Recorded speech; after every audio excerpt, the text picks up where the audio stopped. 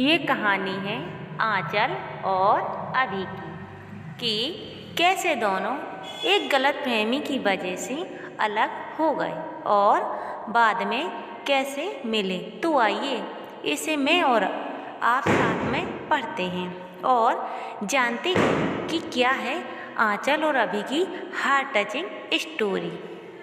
आंचल और अभी, इनका मानना था कि सबसे अच्छे कपल से पहले अच्छा फ्रेंड होना ज़रूरी है, तभी आप उसे रिश्ते की अहमियत को समझ सकते हैं। अगर आप अच्छी फ्रेंड्स नहीं हैं तो आप कभी अच्छे कपल भी नहीं बन सकते हैं। और इनकी इसी सोच की वजह से वो अपने क्लास के ही नहीं बल्कि पूरे स्कूल के सबसे अच्छे कपल थे।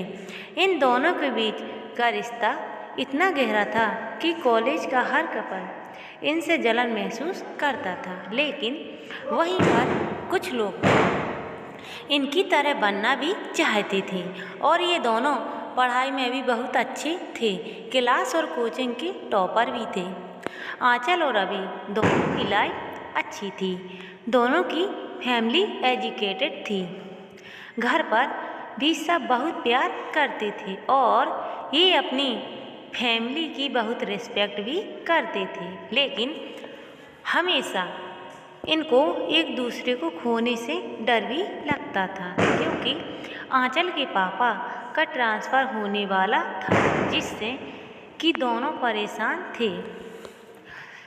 आंचल के घर वालों को अभी के बारे में और अभी के घर वालों को आंचल के बारे में पता नहीं था और उन्हें अर्जेंट दूसरी जगह ज्वाइन भी करना होता है, जिससे आंचल को ये सब अभी को बताने का मौका नहीं मिल पाता है। और जब वो कॉलेज जाती है तो वहाँ पर अभी नहीं होता है, और जब वो अभी के घर जाती है तो वहाँ पर भी कोई नहीं होता है, जिससे अभी को वो ये सब नहीं बता पाती है। और इन सब से अनजान अभी जब अपने घर और कॉलेज जाता है तो उसे पता चलता है कि आंचल के पापा का ट्रांसफ़र हो गया और कोई नहीं जानता कि कहाँ हुआ है। इन सब से अभी टूट जाता है और उसके घर वाले ये देखकर उसे विदेश पढ़ने के लिए भेज देते हैं और अभी आंचल को भूलने के लिए चला भी जाता है और वो पढ़ाई ख़त्म करके वहीं पर नौकरी करने लगता है और वहीं पर सेटल भी हो जाता है।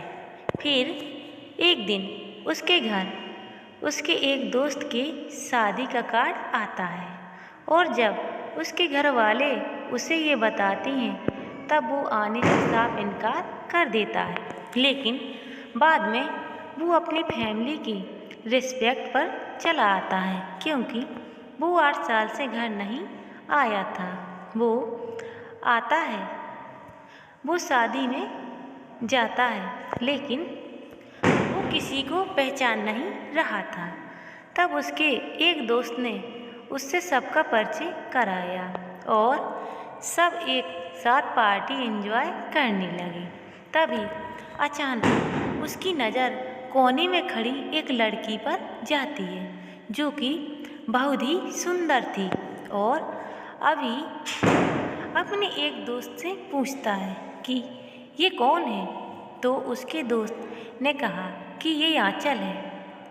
इतना सुनते ही अभी की खुशी का ठिकाना ही नहीं रहा, लेकिन फिर उसे याद आता है कि वो पिछले 8 साल के बाहर था और इस बीच ना जाने क्या क्या हुआ हो, शायद उसकी शादी भी हो गई। फिर वो कांपते हुए पैरों से आंचल की तरफ कदम बढ़ाता है और उसके पास जाता है और फिर उससे कहता है,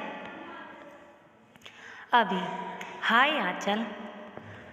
मन में ये सोचते हुए कि शायद उसकी शादी ना हो गई हो। आंचल, सॉरी, मैं आपको नहीं जानती। आंचल, आई एम अभी। और ये सुनते ही आंचल बहुत खुश हुई, लेकिन वो भी एक पल में ही दुखी हो गई, ये सोचकर कि अभी तो शादी करके अब तक सेटल हो गया होगा। आंचल, हाय, कैसे हो?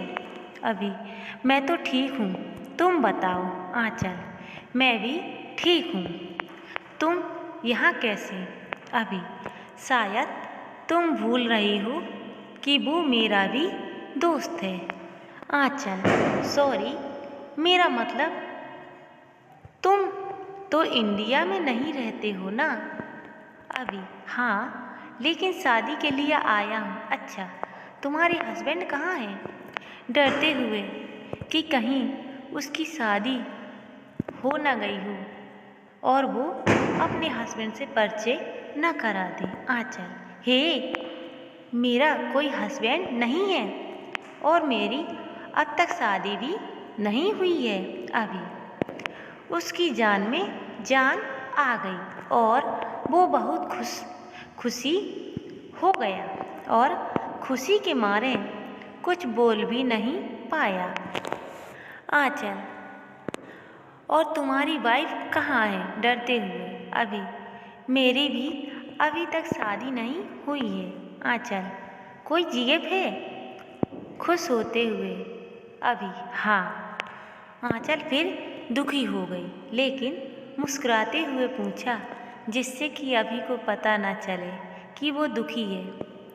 कि कौन है वो खुश नसीब? अभी, तुम? डरते हुए कि वो कहीं उसके गाल पर चाटा ना मार दे। आंचल ये सुनते ही बहुत खुश हो गई और उसने कहा, सच?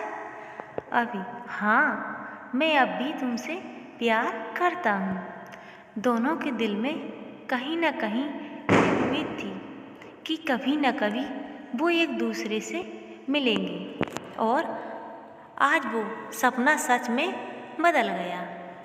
फिर दोनों ने अपने घर वालों को बताया और दोनों के घर वाले इसके लिए राजी हो गए और अभी यहीं रहकर जॉब करने लगा और आंचल से शादी कर ली और कुछ सालों बाद उसकी एक क्यूट सी बेबी भी हुई, जिसे दोनों बहुत प्यार करते हैं।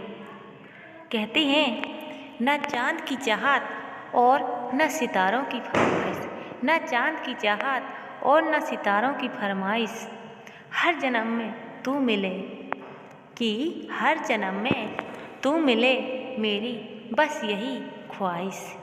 इसी के साथ मैं आपसे विदा लेती हूँ। दोस्तों, कैसी लगी ये कहानी कमेंट करके ज़रूर बताएं।